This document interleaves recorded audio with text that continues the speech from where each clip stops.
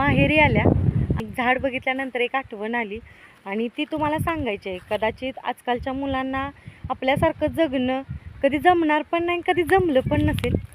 तर हे माझ्या मागलं झाड बघताय, हे आहे बोराचं झाड, जे की लहानपणी इथं आमचं शेड आहे, इथं आमचं त्या झाडाच्या मध्ये आहे, त्यामुळं तुम्हाला दिसणार नाही.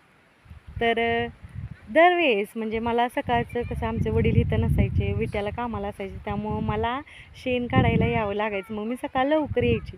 तर हे जे माझ्या मागं झाड बघताय की नाही, त्याला बोरं इतकी लागायची आणि त्याच्या मागलं पण भरपूर आहे की ह्या झाडाचे म्हणजे बोरे विकून आम्ही पैसे करायचं. त्याच्यात भवानीनगरपाशी ना एक गणपतीचं मंदिर आहे. आमच्या गावची यात्रा जास्त मोठी भरत नव्हती, म्हटल्यावर आम्ही गणपतीच्या यात्रेतच काय आम्हाला एन्जॉय करायचं आहे ते करत होतो.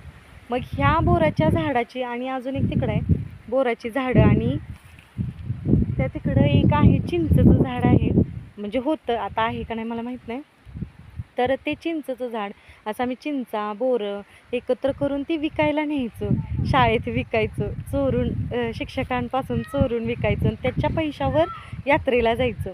तर ह्या बोराचं झाड बघितल्यानंतर मला म्हणजे असंही झालं की ज्यावेळेस आम्ही लहान होतो त्यावेळेस ह्या झाडाखाली एक बोर घावायचं नाही, कारण असं की स्पर्धा लागायची की सकाळ लवकर उठून येऊन कोण पहिल्यांदा बोरं गोळा करते आणि ते घेऊन जात, आणि ते घेऊन बॉटल भरून घेऊन जाते. आणि आता त्याच झाडाखाली किती बिया दिसत आहेत बघा, हो का, तुम्हाला छोट्या छोट्या बिया दिसत असतील.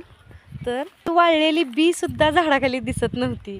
इतका आम्ही सकाळ उठल्या कारण रस्त्याच्याच कडेला आहे, रानात म्हणजे गावातून रानात येताना रस्त्याच्या कडेलाच हे झाड आहे. पहिला बोरं गोळा करायची, आपल्या वट्यात घ्यायची, मग शेडावर जायचं, शेणघाण करायचं, तिथंच टाकी आहे पाण्याची, तिथं हात वगैरे धुवायचा, म्हणजे आपलं आवरायचं, घरी जायचं. पाण्याची बॉटल असायची जी की रिकामी ठेवलेली असायची, त्याच्यात बोरं भरायची आणि घेऊन जायचं.